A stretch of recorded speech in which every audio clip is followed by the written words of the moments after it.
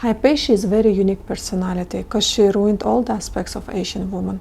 How a woman should be, what she should do in her life, what should she study or not study. And society didn't judge her at first time, but society praised her. Hypatia is an ideal example for independent woman because this woman never used it or been supported by men. She earned money by herself and provided herself. This woman got famous because of her own personal qualities, characteristics, skills, and abilities. And this woman somehow stood on equal level with the brilliant men at that time, and most probably that she even stood above them. The political situation of Roman Empire was very complex and difficult. Before the two great emperors of Roman Empire, Constantine and Theodotus I, the Christianity was chased a lot. The Christians used to be murdered, tortured, or even their body used to be entertained in Colosseum for the shows.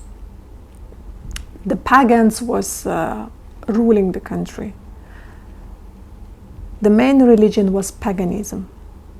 Although by the time everything changed, and everything changed quite opposite by the switching religions from paganism to Christianity. Once the Christianity come on the top of the politics, the life of Roman Empire changed again crucially. We need to highlight here roles of two emperors. I'm going to talk about them in details as well in the same video about the Theodotus first and of course Constantine. When the Constantine, he was really tolerant against the Christianity, and on another hand Theodotus I, who was not tolerant but opposite, he chased pagans. Before we start talk about Hypatia, we have to put in front of us several questions, so in order later we're going to answer. Here occurs a variation of questions. They are really logical, right? For example, from where we know Hypatia, her life, her activity, what kind of woman she were, and knowing that we don't have any work of her was saved until now, right? We don't have until now, no one found, and I believe and it's all destroyed. Anyway, she was a brilliant lady, and it's really well deserved to talk about this woman. So from where we know Hypatia, first of all, which is ironically, we know her from the people who, let's say, ended up her life, to the group of the people who ended up her life. So they belong to that group. I can say straight away they were Christians of ancient Alexandria. And most information about Hypatia was saved in the church works, like Socrates' Scholastic, History and Chronicles, and Chronicles of Joannes Malala. He was a Byzantine Christian author. Why Christians wrote about Hypatia, right? When she wasn't belong to the Christian society. She wasn't a Christian. She was belonged to the paganism, to ancient times. We will try to answer for these questions as well. We have high interest about her because we have many versions of her life, works, and the death. These versions crossed all in one major point, which is her death, how she died. Most versions give us almost the same outcome, but the reason why she was killed, we have for that again another options and opinions. Of course, we will talk about these versions as well and outcomes as well. So the place of this story, it was taken in Alexandria. Alexandria is a beautiful city in north of modern Egypt, and as we know, the city was built by order of Alexander the Great. In 4th century, Alexandria was an amazing city. Interestingly, that most honors credited to Alexandria. All high honors slowly shifted from Athens to Alexandria.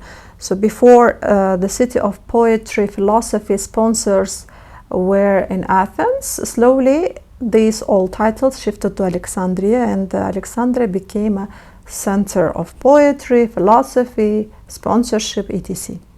The rest popularity, such as the center of art, center of science, and center of intellectual life, as well shifted to Alexandria. It was famous with its intellectual property, which is, we consider it the great Alexandrian library. The library witnessed a different time, since it was established by Ptolemy and built by Ptolemy as well.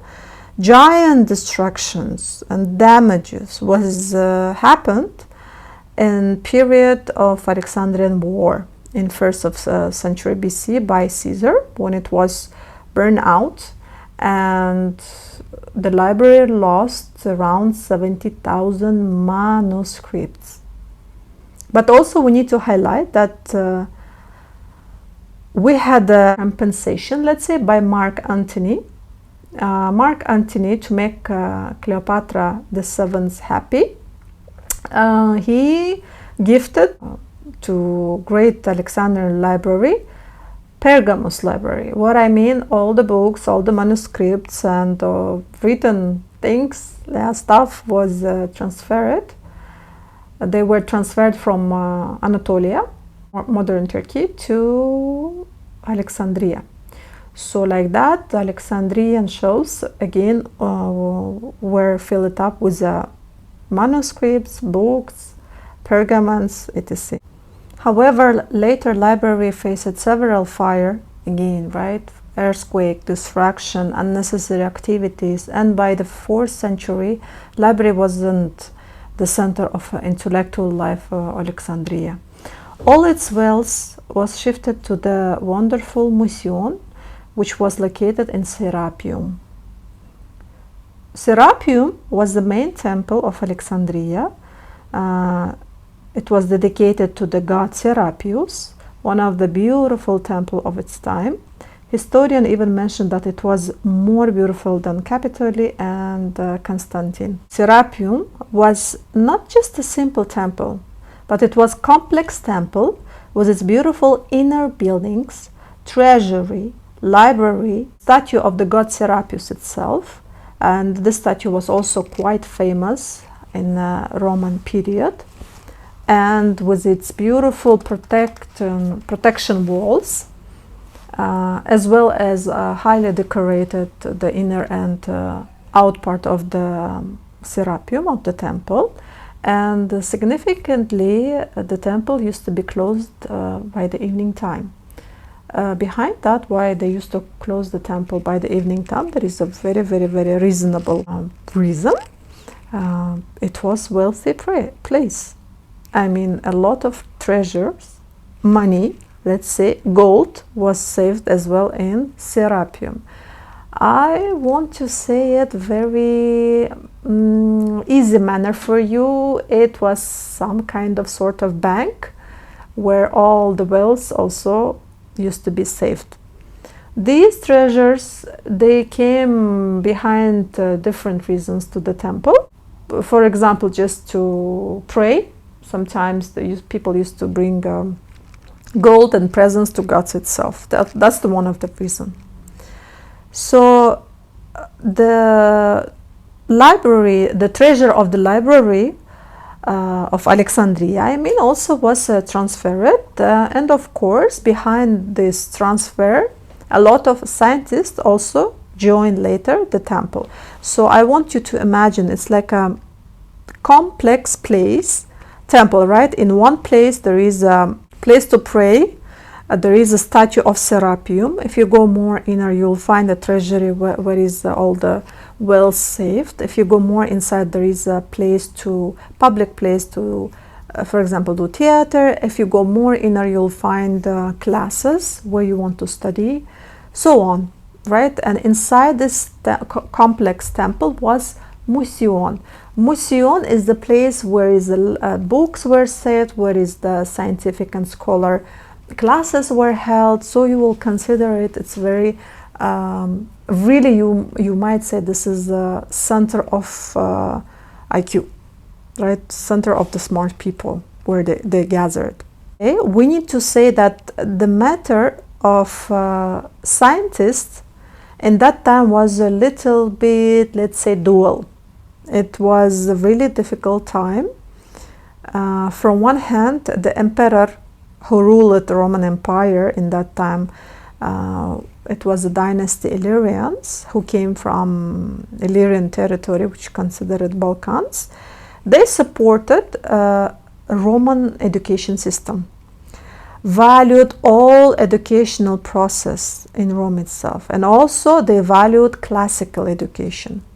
Moreover, the Emperor Constantine, he issued order to tolerate, I would like to here highlight, he issued the order to tolerate, to be respectful to other religion. That means if you are pagan, if you are believing you believing more than one God, if you are Christian, and even if you are Jew, you have to respect each other, you have to tolerate your religion each other. And if one part going to, let's say, disrespect another part, there was a behind it law that it wasn't allowed to, let's say, bully or put down someone believes in religion. I believe this was a very correct by now our time, right? But in that time, the world wasn't ready for this. And he took this decision, Constantine. However, when we have a 1+, we always have a towards to the minus as well. When we had that minus, of course, this plus sign helped a lot to have a peaceful life in Alexandria. Alexandrian scientists, they work together better. So Jew work with Christian, Christian work with pagan. It wasn't like you like that, and I'm not going to work with you. No, it wasn't like that. So they work really, really extremely successfully. The minus occur here, so we consider this part is plus. The minus occur by the time of Hypatia when she was born, right? It's happened new order, new law. Because Emperor Constantine, he died. They changed the throne. They changed the emperor. Came new emperor, Theodosius I. He was a radical Christian, let's say. He was strictly Christian, and he didn't tolerate, actually. He didn't tolerate other religions. We can name him as a Christian Orthodox. So, fanatic Christian, let's say, right? Radical Christian. Emperor Theodosius. First of all, he announced Christianity as a governmental religion. What does it mean? It means that main religion is Christianity, and the rest after that we don't even consider it as a serious religion and beliefs. And yeah, you handle what you handle, and if you don't like it, you may leave. Christianity was already spread widely, and already emperor is a Christian, so they announced it that this is Roman Empire is a Christian country.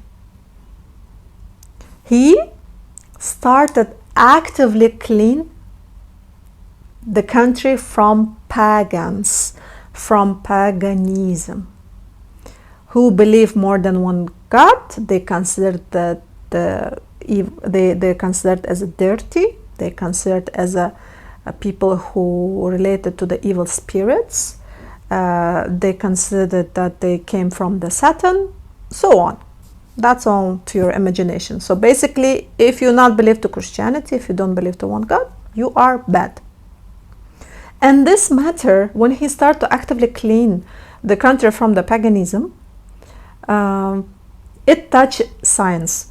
How it touched science directly, I will explain. So the Constantine, the first emperor, he tried to not concentrate on paganism. His all the attention. He was like, people living peacefully, they are managing this lifestyle, having a multi-beliefs, it was okay for him. But Theodosius, he issued several orders regarding the paganism. According to Christian tradition, any activity using a magic is forbidden, as we know, right? Any, for example, fortune telling and the future telling, it means like you interfering to the freedom of person's destiny. Basically, you have an attempt to know the future, which is clearly is a sin, because this ability belongs to only to the God. Kind of activities destroyed, demolished, and determinated. So when I say fortune telling and the future and magic, here you will understand that I mean oracles. The oracle activity were strictly forbidden. Before, you remember, like Alexander the Great, he went to the oracle. Sparta, they went to oracle. The Athenians, they went to oracle. It's a Roman Empire, and everybody have local their oracles. So those all oracles, they start to be forbidden, and if somebody didn't obey the order, death penalty immediately. Unexpectedly, for this forbidden, let's say, list of activities, they added science as well. Why science? Why science? We're adding here science. Like, okay, oracle, I understand. She sits in the middle, she in the foggy place, and she says something looking in the water. Okay, we understand that that's a fortune telling, but what is related to the science? Astrology, astronomy, chemistry, alchemy, ultimately cancelled. They consider it also magic stuff. So astronomy is like reading the stars, like a simple calendar calculation, let's say. Chemistry, so you adding one to another one and something happened. This is also considered magic. And this science, they start to also slowly start to be forbidden. The weird part here, astronomy, it was a part of mathematics. So the math also accordingly was revised. Imagine, they revised the math, and that for some period of time, math was forbidden as well. And this matter was extremely serious. You are cancelling astronomy, you're cancelling chemistry, you're cancelling astrology. Okay, astrology still is related to the stars. And you cancelling math, the matter is really serious. On the other hand, the only science which was considered somehow valuable was philosophy. Because Christianity tradition, they accept the philosophy. For that we have a simple explanation. It's because of course, Plato. Plato, with his own ideal concept, was considered the best philosopher, deep respected philosopher among all philosophers of ancient time. Not only this, but he was famous among early Christian philosophers as well. Early Christian philosophers, they study and they respect Plato. He was considered a strong authority, right? And these early Christian philosophers talk about him a lot, interesting things. So when it's come to philosophy, although Plato also he was a pagan, they closed the eyes. Alexandria was complicated in the 4th century, when in one hand all science were blooming, and in another hand blooming science start to be chased. So the astronomy, chemistry, astrology, math, they start to be chased. They start to be revised. This remove, this we will keep, this remove, this we will keep, this remove, this will keep. It's not matching with the Christianity. It's considered as a magic. Imagine the mess, guys. In this situation, of course, become difficult overall to everyone. There was a severe conflicts between Christian church authorities, the Bishop of Alexandria, and with the official authority of Alexandria, the secular power of Alexandria. So we had the two,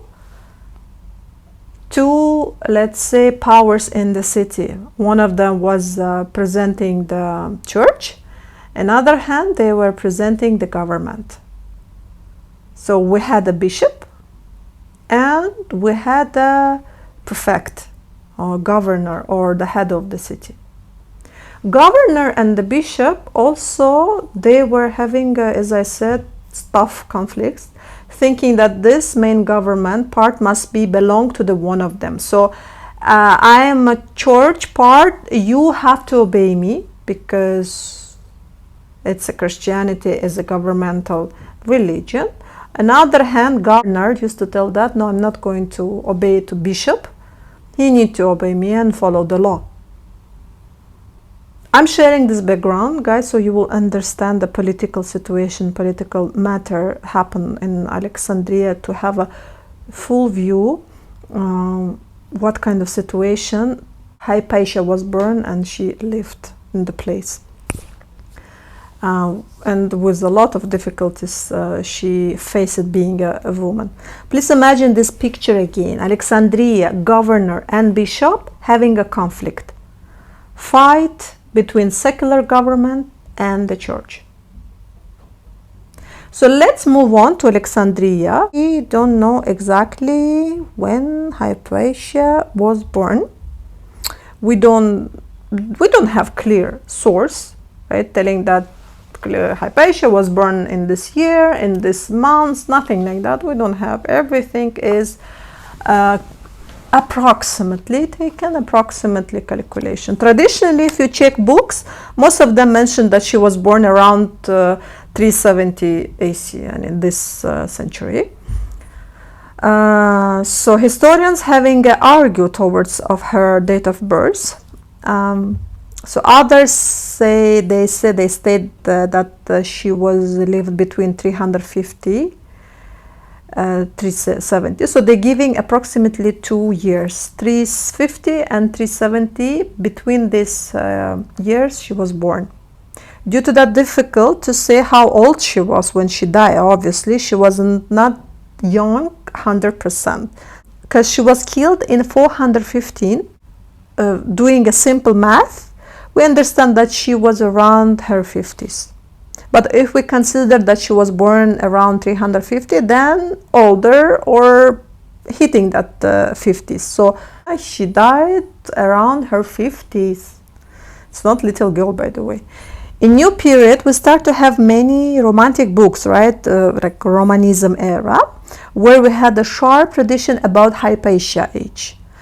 If you're going to Google Hypatia, let's say picture, you will find her being stunning, magnificent, stated with a high state woman, beautiful woman, right? The painters, the authors, the writers described her extremely blooming, beautiful woman in her middle age, not 50s, obviously. Even we have the only movie about Hypatia. I suggest you to watch it, guys. The movie name is Agora. Also there Rachel Weisz, she played her roles, and she also there not any beautiful young lady. I considered maybe she's there 25 or 30, not definitely 50, although when she died she was around her 50s. So Hypatia, that she was beautiful, we don't know exactly she was beautiful or no, and how she looked like exactly, of course we don't know. We don't have any sources, but we have a sources that she was a brilliant mind, kind scientist. She was born in the family where her future was already decided. Also, to have this kind of future for a girl, it was really strange. Her father, Theon was already a famous persona, and if we compare to Hypatia, we We have his works, and they are saved. Comments to Claudius Ptolemy, comments to Euclid, comments to this, comments to that, so on. We can touch, we can read her father's works. Theon was popular scientist of his time. He was specialized on mechanics, and mechanics was one of the part of math in that time. Also, he was specialized on astronomy. Theon had the two kids, son and daughter. His son was brilliant in math. However, we know about him less than Hypatia, and we have like oblique reference that he was writing a letter to someone and he mentioned that someone as his son. We have not much proof and or evidence or any source about the life of his son or who he is, not 100% sure. But historians, they accepted that Theon had two kids, son and daughter. We know about Hypatia more than his son. Daughter, on the other hand, showed amazing ability and talent. She showed deep interest in mechanical devices. And we don't know nothing about her mother. Teeny tiny piece of information.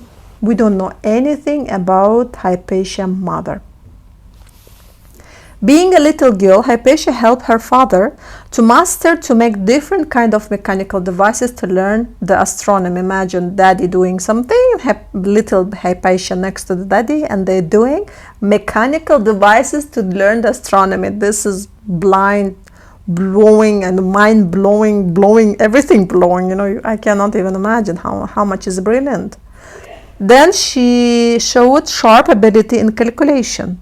All kind of calculation, math calculation, astronomical calculation, to come up with a different kind of math formulas.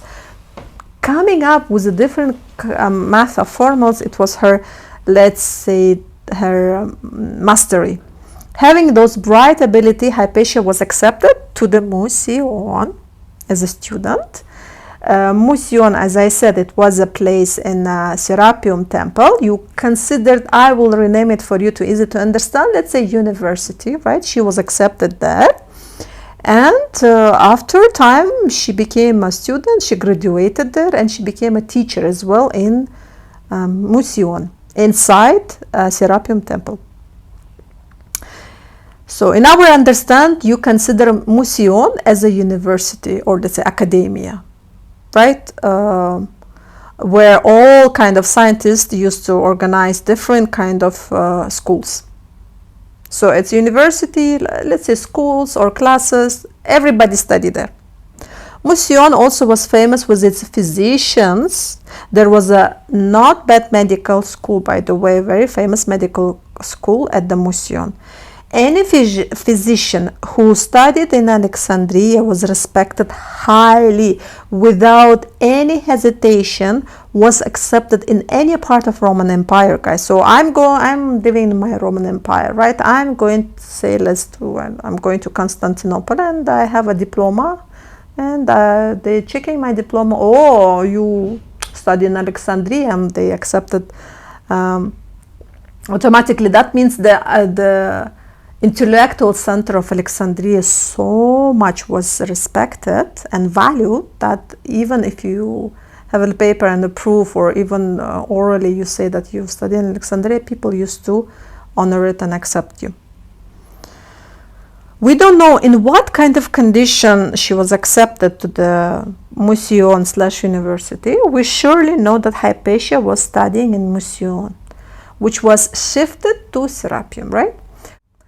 In 381, there was, let's say, Ecumenical Council, which means all the bishops, patriarchs, church authorities, the guys who serve in the church, they had a gathering, they had a meeting in 381, along with the emperor.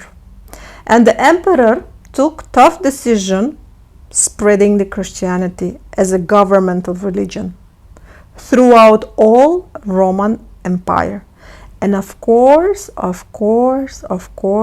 chase and to end all the elements of paganism, polytheism. That's now we're having a tough decision, extremely tough.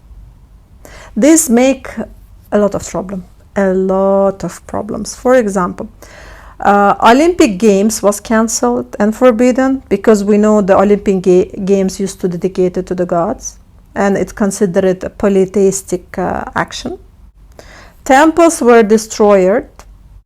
This order was mainly related to the people who lived in Minor Asia, Near East, Greek world, partly Roma, but almost didn't relate to the North Africa, specifically to Alexandria, because Alexandria was a complex island of multinational, multicultural, and multi-confessional place where a lot of religions you will find, a lot of different nationalities you will find who's used to live next to each other.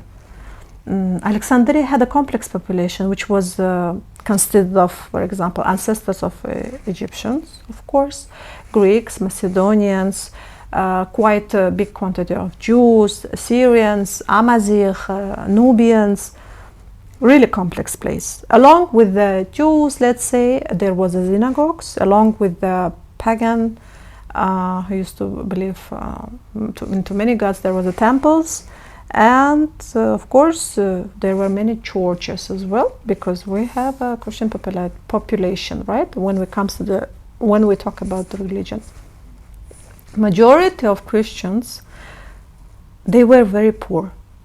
Elite of Alexandria behaved themselves in dual ways. Elite Christians and intellectual Christians used to deal with a good manner with the polytheistic population of Alexandria. The interesting thing here happened in that time, what I mean Christians and paganists used to study together in Serapeum. So we have school, we have a class, I'm sitting on the table, on the desk, and next to me sitting, let's say Christian or Jew or pagan. It was very normal. And many Christian scholars, they graduated from Serapeum.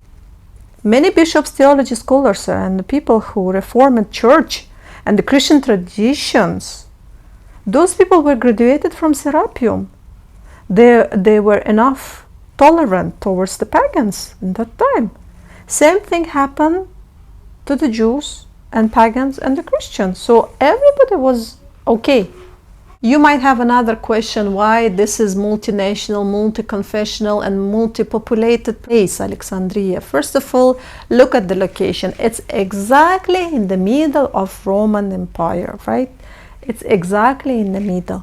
And having a strategic place, logistic place, you know, it's next to the sea, so you have an access. You'll have a beautiful trading. Already Egypt giving a food. You know, Egypt land is blessed with the food. When somewhere in Central Asia, for example, you gather one time the harvest, in Egypt they gather 3 times the harvest per year, so you have enough food. So there is no doubt that Alexandria, Egypt itself, but Alexandria was really blooming. So that's why you have a lot of people there who used to work, masters, traders, merchants, etc. So in this fragile world, it's a really fragile world, you know. This beautiful fragile world, Bishop Theophilus decided to ruin. For ruining this world, Theophilus required power. Not just simple power, but he needed powerful forces. He needed, let's say in the brackets, army, some strong people behind him. He orientated very fast. He put his attention on 2 powers behind the Christianity. First was the monks of Natrian desert. We know that there is a famous monks, we're calling them desert monks. So first he said he going to rely on this power, who lived in ascetic life, you know, they were extremely fanatic in religion. However, he considered them that they live quite far from Alexandria, and their quantity wasn't that much high. So I'm not going to have enough people, and even I'm going to have, let's say, enough people, they are living somewhere very far from Alexandria, and it's for me it's not convenient. Then he started to look for other people. For this reason, he decided to orientate his attention on someone else. And here, Theophilus took very interesting decision. This decision influenced to the rest tragic situation in Alexandria that time. Alexandria had time to time, let's say, different kind of epidemic. And this epidemic waves resulted many deaths. Overall, the health condition of Alexandria wasn't great. Plus, many southern cities of Roman Empire had a part of epidemic diseases, other types of diseases, especially different types of leprosy. So, when you're Google it, you'll find that what leprosy is. I'm going to put the picture to show you how it looks like. It's terrible. So they had different types of epidemic diseases. Of course, in Alexandria were created hospitals, shelters, even special places to treat leprosy. And these hospitals were, of course, busy. A lot of sick people used to visit the hospitals, shelters, special places to treat leprosy, which is calling leprosoriums. All right, these places all the time needed helping hand to help sick people, obviously, because nobody wants, even for money, they don't want to be around sick people. First of all, they don't want to remove dead bodies from the hospital and shelter. Moreover, you don't just take the body and you throw it, right? You need to organize to bury it according to the traditions of each person, for example, Christian, pagan, so on. So hospitals and the shelters and the leprosoriums was so much filled with sick people. There was a lack of people who used to take care about the sick people itself. Let's call it nurses, right? There wasn't nurses in those hospitals enough. There wasn't doctors in these hospitals enough. So no one wanted to be, to be next to the sick people. Moreover, remove their dead bodies right away, and next day you might die as well. Until among Christians appeared direction, which became to name themselves Parabalans. They united, this people of group, they united and they make a group. They call themselves Parabalans, and they sacrifice themselves for this work, I mean to help sick people in the hospitals and remove dead bodies, in order to go to paradise. So in order to be in paradise, you must do some sort of good deed. So they consider it to helping sick people in the hospitals as a good deed. So as bonus, I cannot find another word, you're going to be in paradise. So taking care after deadly sick people, helping to the city in period of epidemic, considered as a blessing, good deed, which would bring them to the special place in the paradise.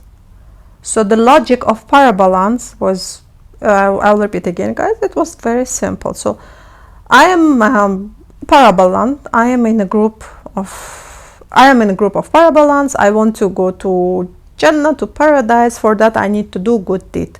In order to go to the paradise and do a good deed, I want to help people who are sick in the hospital, and also I want to remove dead bodies, because no one wanted to do so, obviously.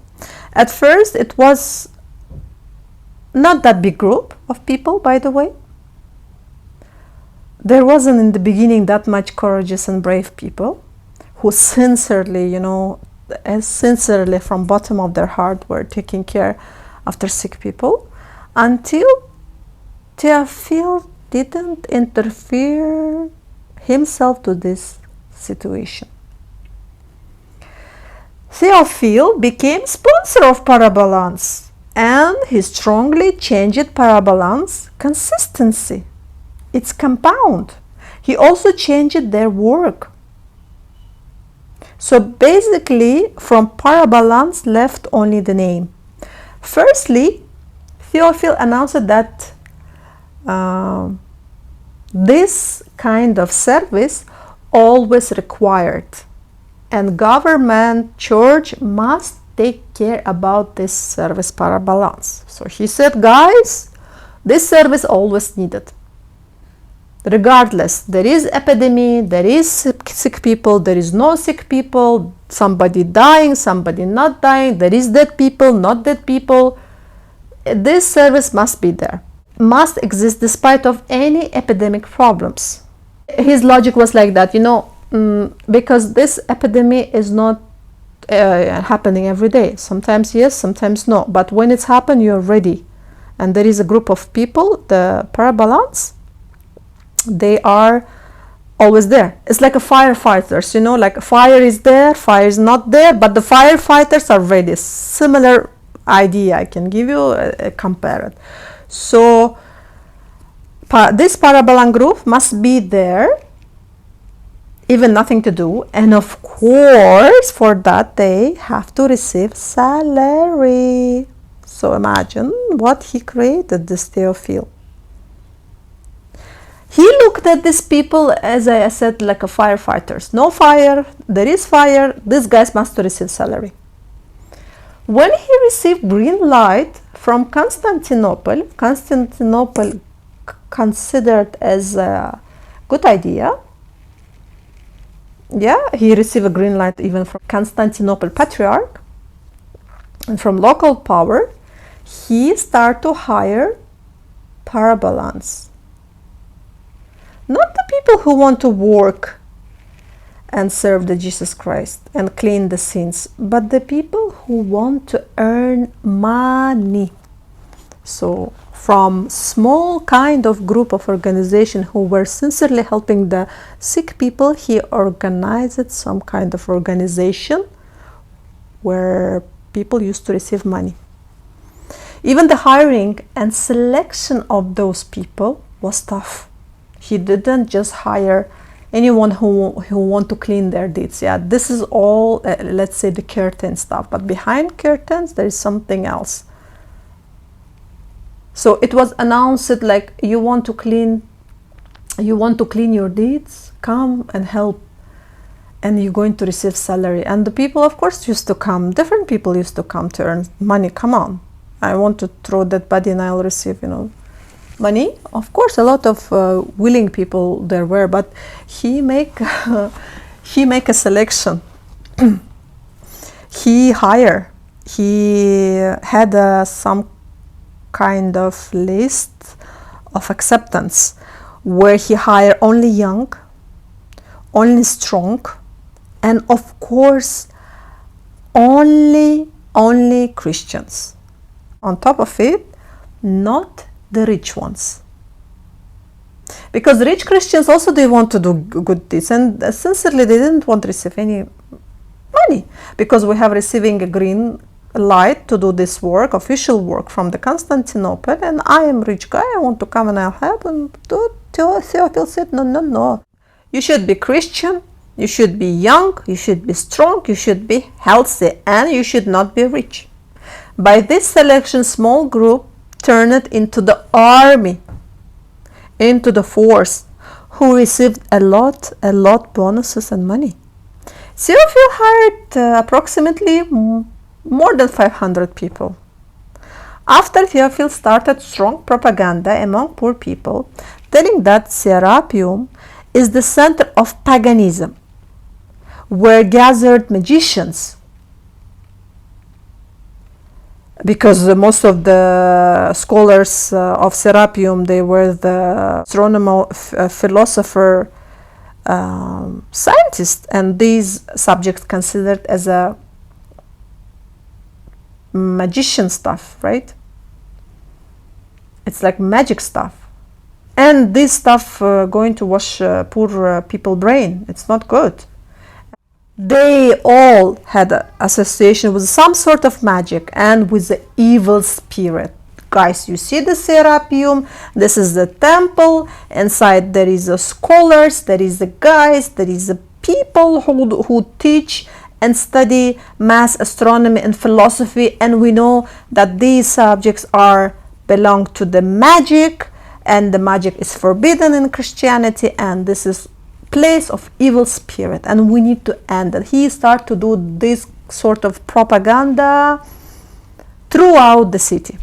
Serapeum was not only center of religion, temple, and educational place, by the way. Serapeum also was treasury place, guys. We should not forget this interesting main point, where was kept a lot of money. The cult of the god Serapius had existed for a long time. It was a combination of two gods, Apis and Serapius. It's a Greek and Egyptian combination of one god. So they combine two gods in one and they name it Serapis.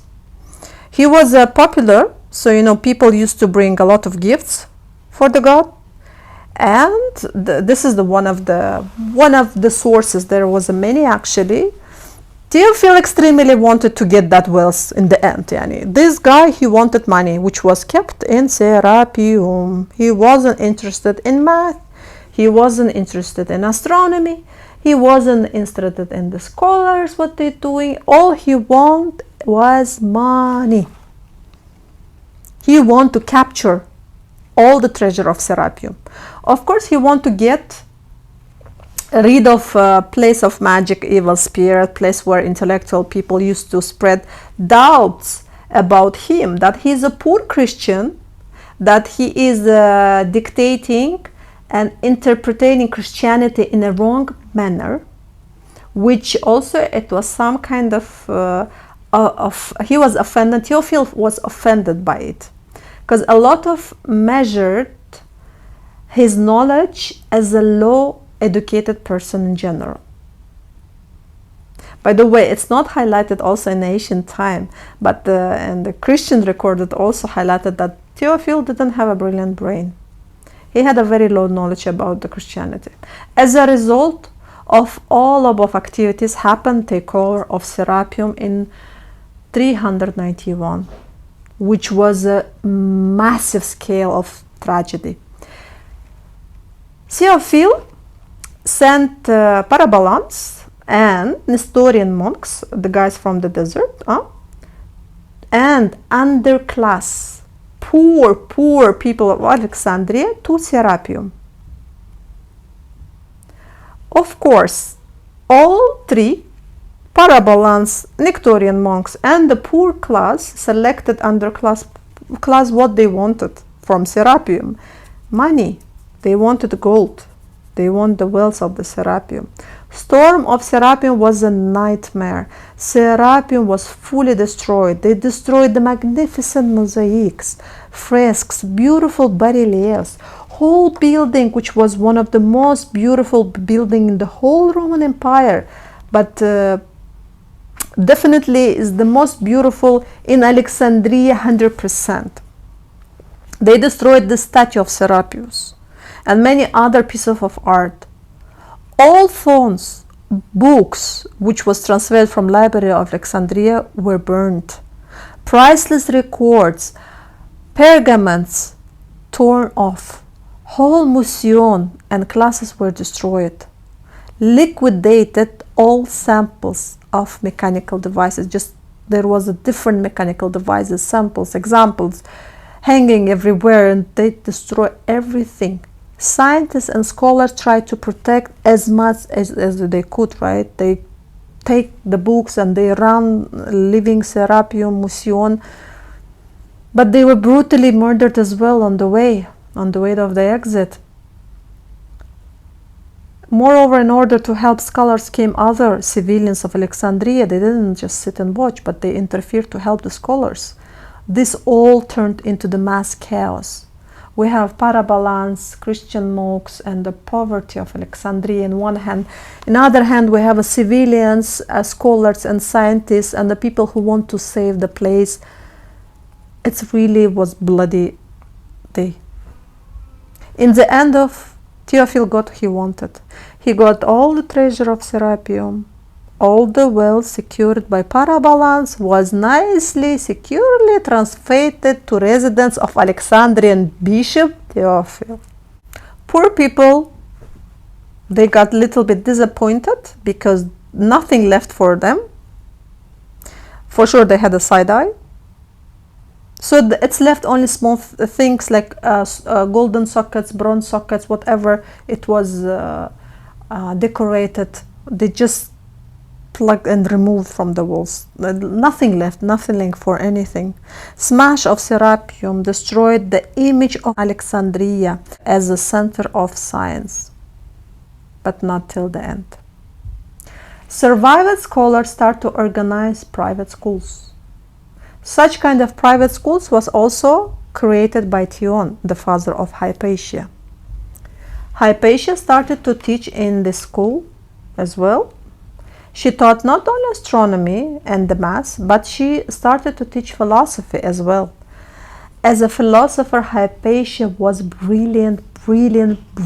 Philosophical knowledge of Hypatia was characterized as an amazingly vast, broad, wide.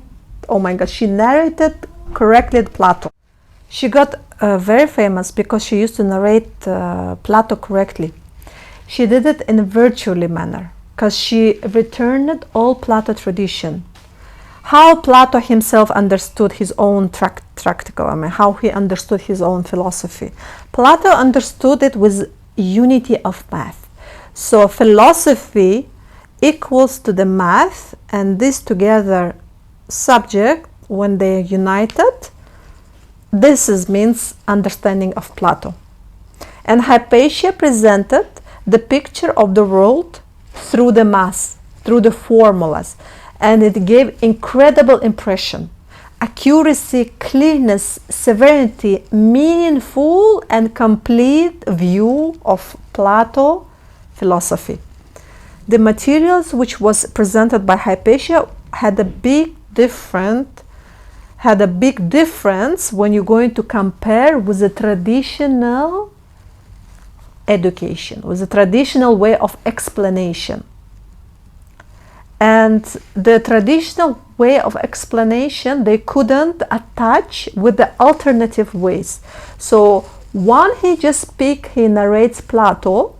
Let's say an example, let's say Marcus, he explains Plato, and he just narrates Plato. But here, on the other hand, Hypatia, she explains and narrates Plato with the math formulas, attaching to it math formulas, right? This is totally alternative way, and she's adding also logic here. Of course, her teaching method was really priceless. Hypatia used to prove with accuracy, logic, and mathematical system the philosophy of Plato. This brought her incredible fame. Thus, in the school of the Theon, later school of Hypatia. As obviously, when Theon died, Hypatia, she took care of school of her own dad.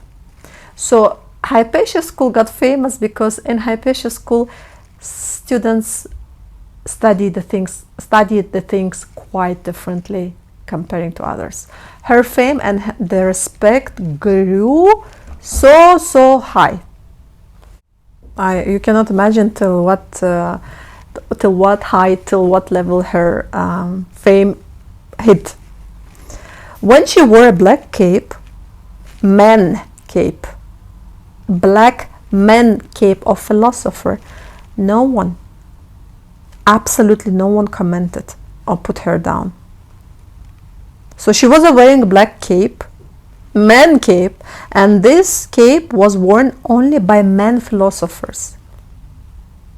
Imagine how much respect she got. Hypatia received the legal right to carry name of philosopher as well, not just a random philosopher, but the best philosopher of her time. This was mentioned in the church record, surprisingly for us. Hypatia interpreted and explained not only Plato or Aristotle, but she also read lectures of Homer, and in general about ancient grammar, of course, along with the math, geometry and astronomy. She knew very well theology, all theological subjects. So she was aware of the Christianity. She was aware about the Judaism. She was aware about the pagan. She was aware about all the religions and all the subject about these religions. She compared theology and work of Plato professionally by showing similarity, credits, and differences. So she will say, like, in Judaism is like that, in Christianity is like that, in the paganism is like that. Here it's their differences, and here is their credits, and here their similarities. She did here quite good analytic work. We don't know what exactly was philosophical views of Hypatia, because none of her work survived. But obviously she had her own views, because she developed new Plato doctrine of teaching. She got well known based on these ideas, but what exactly it concluded, again, we don't know. All her philosophical works were fully destroyed.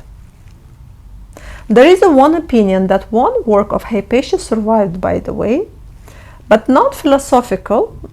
About 25 years ago, it was found among Arabic manuscripts comment to the Greek mathematician of Theophan. So these comments were extraordinary, which were not related to Theophan at all.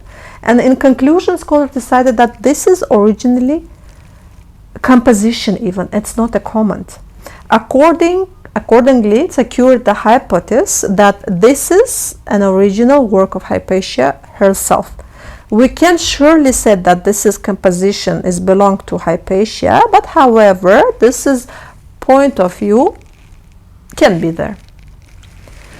School of Hypatia was famous because in her classes sat pagan, Christian, Jew, all kind of religion. All kind of people, multi-confessional people. She didn't separate them, by their religion, like telling that, this is the Christian class, this is the Judaism class, this is the paganism class. No, she gathered all people who carry those religions in one class. She taught them equally. She gave them respect equally.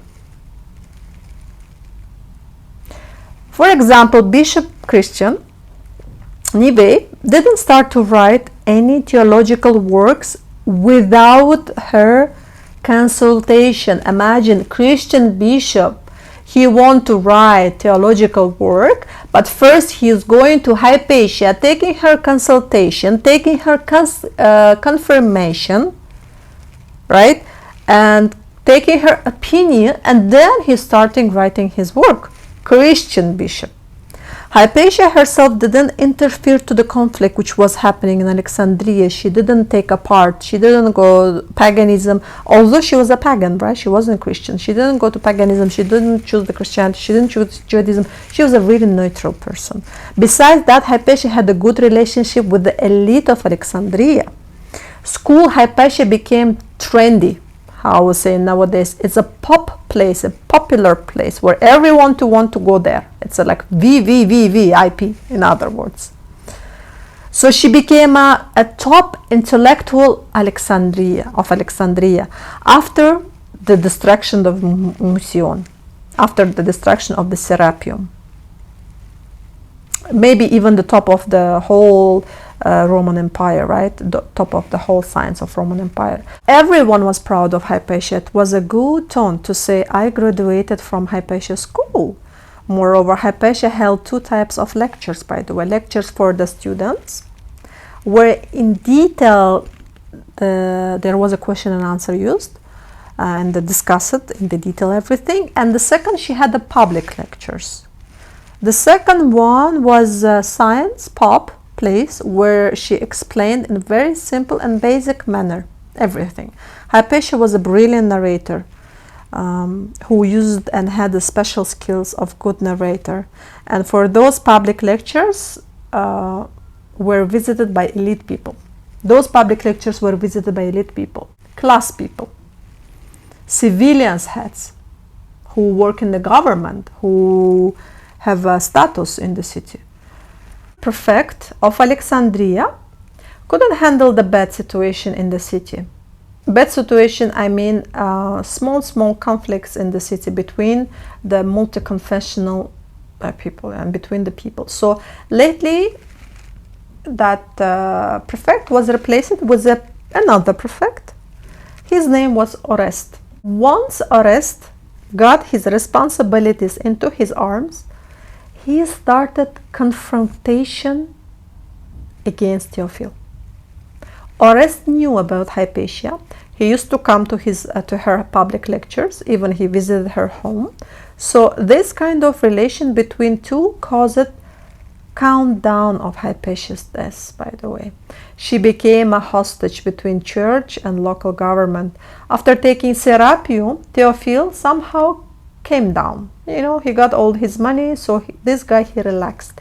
He was not interested anymore about the accusations, about the mass, about astronomy, which is violating the rules, bringing the evil spirit, which is related totally to the witchcrafting.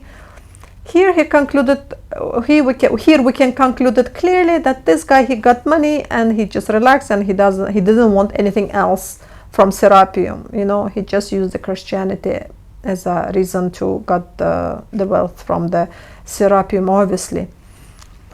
Theophilus was old by this time, and he really pushed his nephew to be promoted as the next bishop of Alexandria.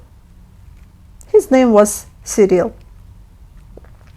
Cyril was famous for his intolerancy, his intolerant character, and his cruelty against pagans and Jews. He was quite unpleasant person among church and among civilians. We had the alternative option for his place, and to be the Bishop of Alexandria, Timothy.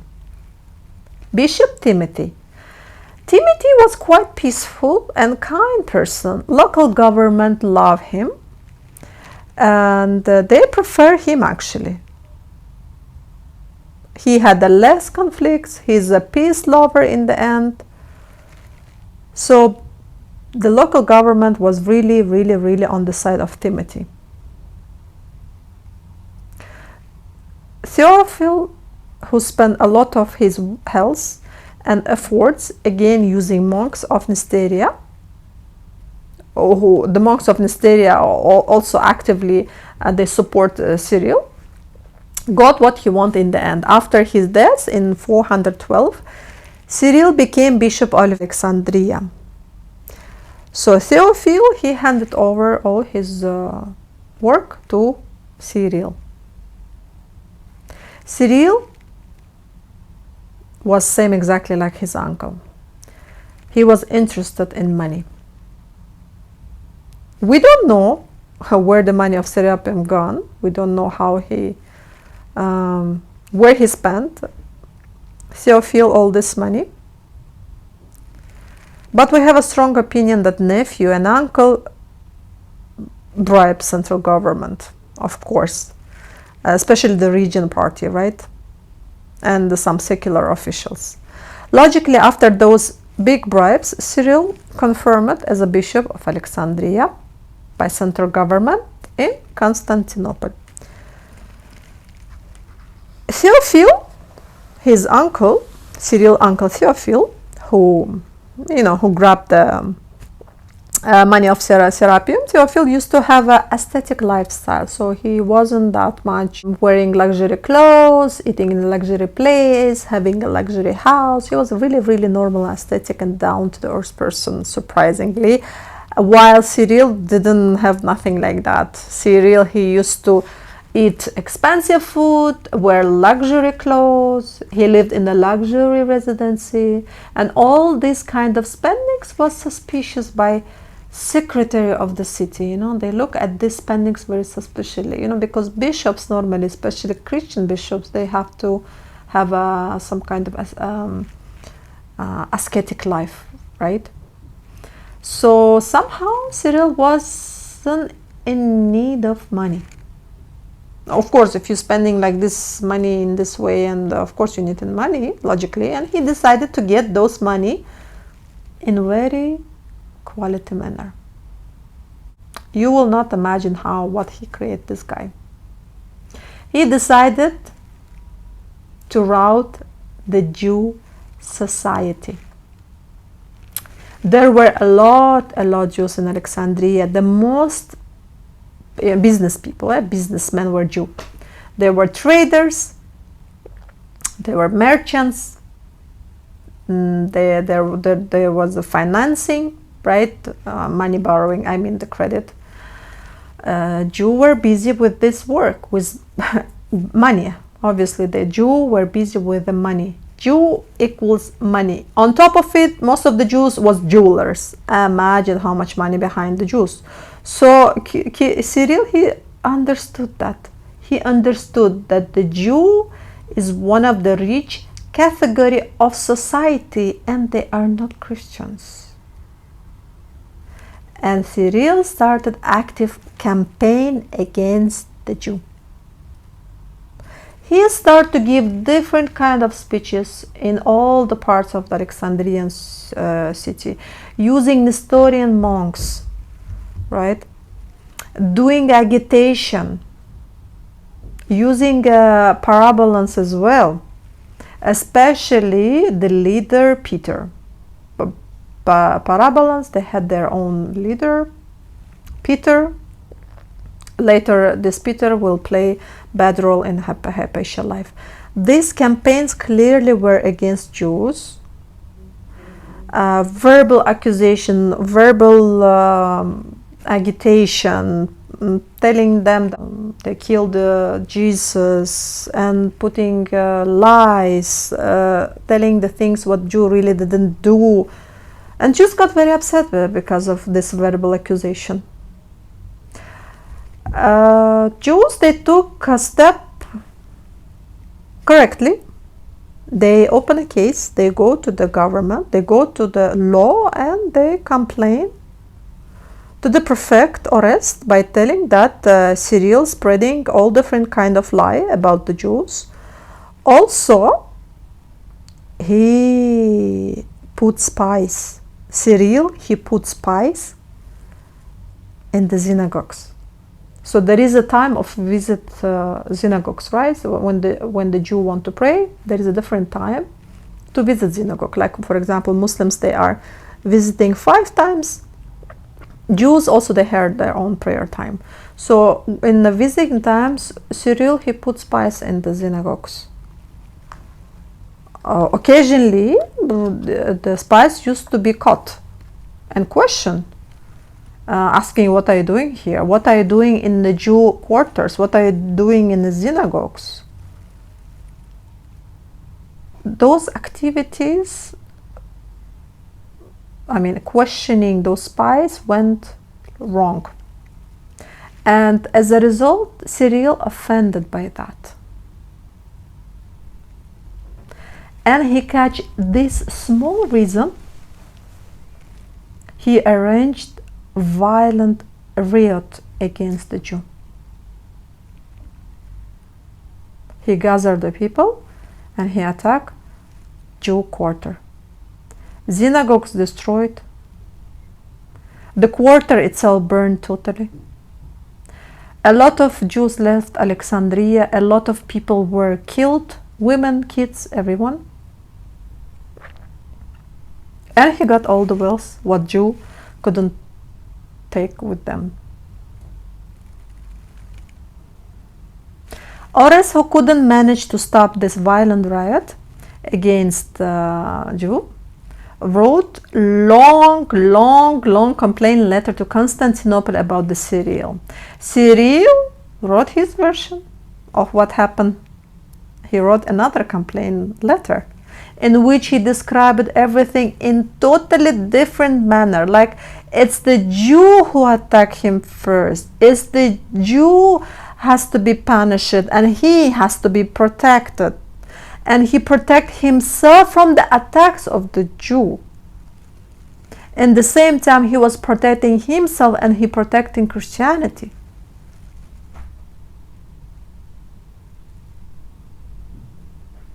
Cyril sent the letters not just like that. He attached to the letters, to his message, different kind of huge presents, of course. You know, he got the money from the Jew quarter, where he grabbed everything and he attached to some presents next to the message. Another way of corruption, I can say. And surprisingly, actually not surprisingly, happened nothing. And Constantinople didn't close the matter, but they postponed the case. We cannot say that the capital agreed on action of Cyril, because it was really, really awful action. But Constantinople didn't judge Cyril's action, because majority of officials was bought by Cyril. They were corrupted. In between, Orestes waited for the true decision, because the law is there. He knew the law on his side. Cyril understood that Orestes will not give up. He won't give up. He wouldn't give up. And in 414, Cyril tried to solve this issue with Orestes in a simple manner. He decided to frighten Orestes. This is calling a simple manner. This is the same tactic actually used by his uncle Theophilus. And the best variation behind the frightening is to kill him, let's say accidentally. This was in his plan on Cyril plans. One day Orestes cart with the security was surrounded with a big quantity of Nestorian monks. Around 500 people surrounded Orestes' cart in the street, and they start to bully Orestes, telling him that he's a pagan, using swear words, cursing words, and throwing different kind of words to his side, at him. On which Orestes answered to the monks that he is not pagan, that he is a Christian, and he converted long time ago, and he was baptized by a patriarch of Constantinople. As a result, one of the monks threw on him rock. They accepted this as a lie, and they accepted that he was bullying. That rock badly hurt his head. Orestes barely reached his house, and the monk who threw the stone was caught. His name was Ammoni. This is not a joke, it's official. You know, it's a head of the city, and it's not just like this, you throw rock and you get rid of it, right? This is official representative of the government. So Ammoni was tortured and executed, the guy who threw the rock. Cyril, he acted here very in a sly manner. He was actually happy with what happened. He announced the monk Ammoni saint martyr. His body was stolen from the jail and kept in the church. Imagine, guys, oh my God, cured people who start to say that the miracles start happen on this on the coffin of Ammoni. We start to see different kind of angels around the coffin of Ammoni, which is in the church. Cyril started to do propaganda about Saint Ammoni, that he fought for the religion. But here Cyril was stopped by Constantinople. They said, "Hello, what is this?" Capital asked for what is this?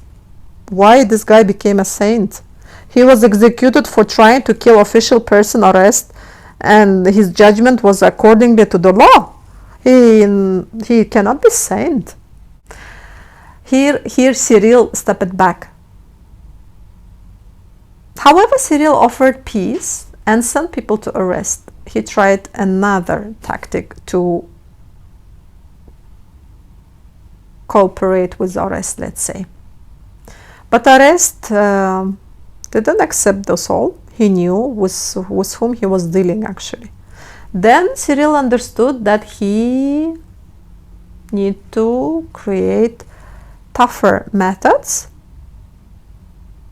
to frighten him and show that the church is higher than civil authority like him.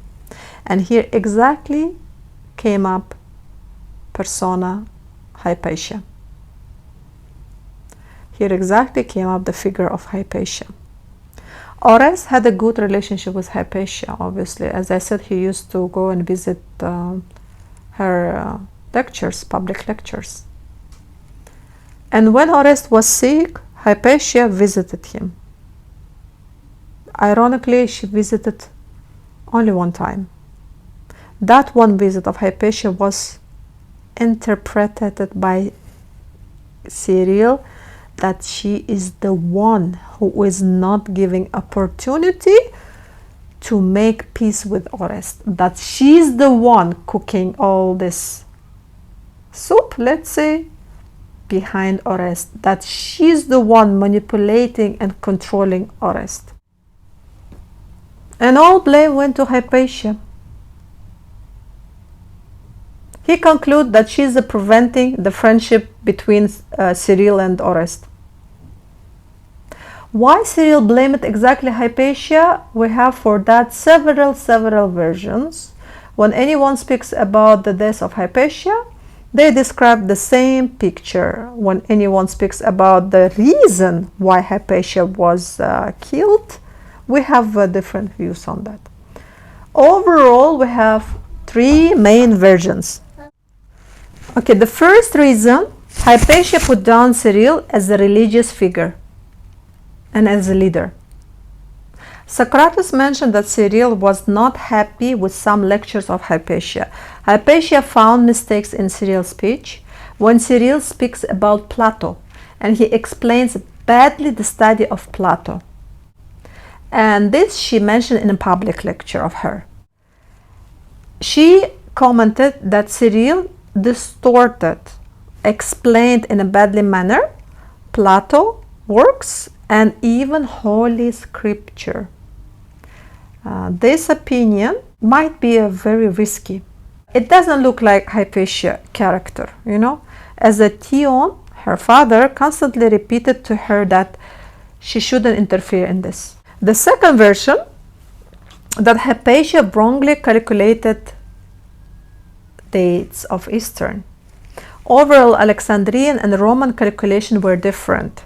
However, priority was given to Alexandrian calculation, and it used to be accepted how Alexandrian scholars count that this is the most correct one, this is the correct day when the Easter will start and end.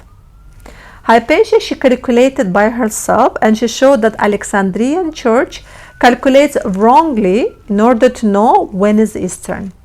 She showed the mistakes even the previous Eastern. She even proved that previous calculations also were wrong, and her calculations was close to Roman Church, and in order to not drop the prestige of Alexandrian Church, it was taking decision to terminate Hypatia.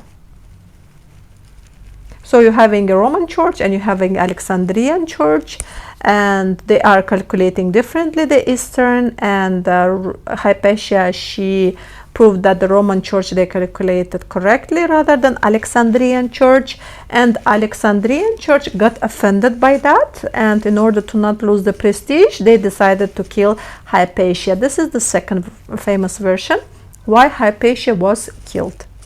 The third version is the most popular one. I have told that earlier.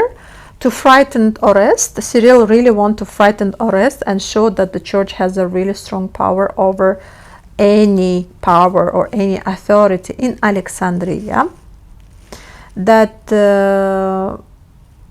he wanted to show to Orestes that This kind of valuable persona can be terminated without any problem by church. And on top of it, church won't carry any accusation, blame, or judgment after this action. Cyril openly blamed Hypatia that she is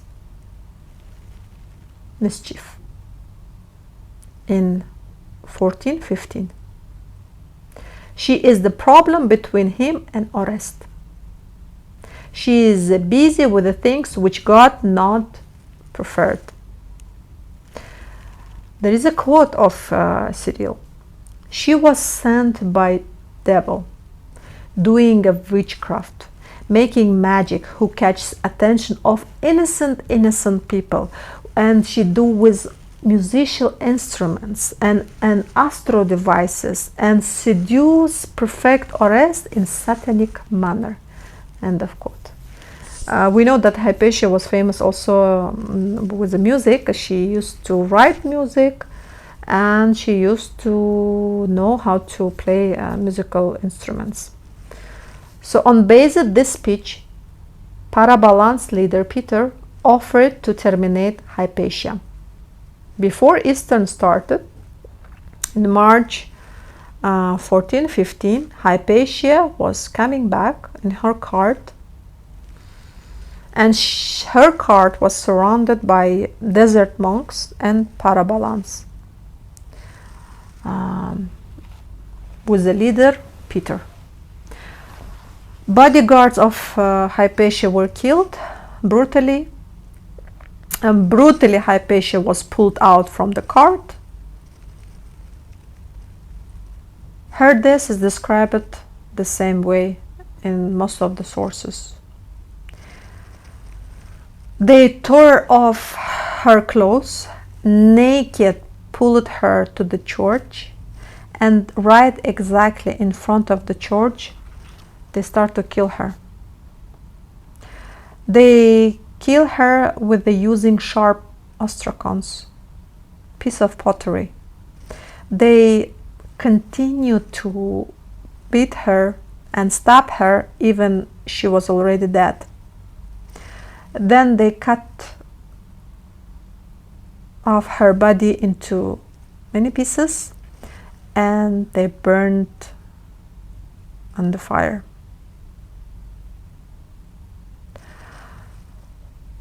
The most scary thing here, no one, absolutely no one carried punishment. No one took a punishment. Moreover, Cyril got what he wanted. The days of Hypatia shocked Orestes, first of all, and later on he didn't want to have any conflicts with Cyril. Cyril got so much power in the city, same like pharaohs used to have. The nickname of Cyril was Pharaoh as well. Imagine how much power he got in order to receive nickname Pharaoh. Bishop, Christian bishop Cyril the Pharaoh. He sat strongly on the throne of Alexandria, and he did whatever he wanted. Death of Hypatia was a serious moment, and the rumor spread fastly. But Cyril was ready for that. Constantinople asked from Cyril what happened. Cyril answered in absolutely always indifferent manner. He answered that Hypatia is a pure symbol of Christian woman who is peaceful, who knew Plato very well. Her lifestyle was ascetic, and she was really down to the earth woman. And she was a victim of ignorant crowd. Of course, he didn't mention about the monks and Parabalans, but he mentioned that ignorant pagan crowd who killed Hypatia for her faith. He tried to find them, the killers. He put all his efforts to find the killers, but he couldn't. And in the end, he said that it's not his fault, but the fault of civil officials, because civil officials' job to take care about the city, which is indirect, he meant Orestes. Constantinople, who received this message along with the box of gifts, accepted and confirmed the letter. And this variant of the message was received and recorded in the church manuscripts, guys. If not Socrates scholastic, we didn't know the truth, what was exactly behind that. Because logically, Hypatia, she wasn't a Christian. She always told that she preferred philosophy over all the religions. And overall, Socratic scholastic, he wasn't having good feelings toward the Cyril, what he used to do in Alexandria. He didn't like him so much. And somehow church wanted to swallow Hypatia into in the tradition. This kind of view you will find in the movie. Again, I will suggest you to watch the movie Agora, which was done in 2009. You know, this movie received a lot of bad comments from the Christians, that and it was banned in some countries, that it shows the Christianity in a very badly manner. However, the official bishops and cardinals, they commented opposite. They said that Christianity narrated in a good manner here, and Hypatia is a martyr, highlighting similarities with the prophet Jesus. In old tradition, people stopped to talk about Hypatia.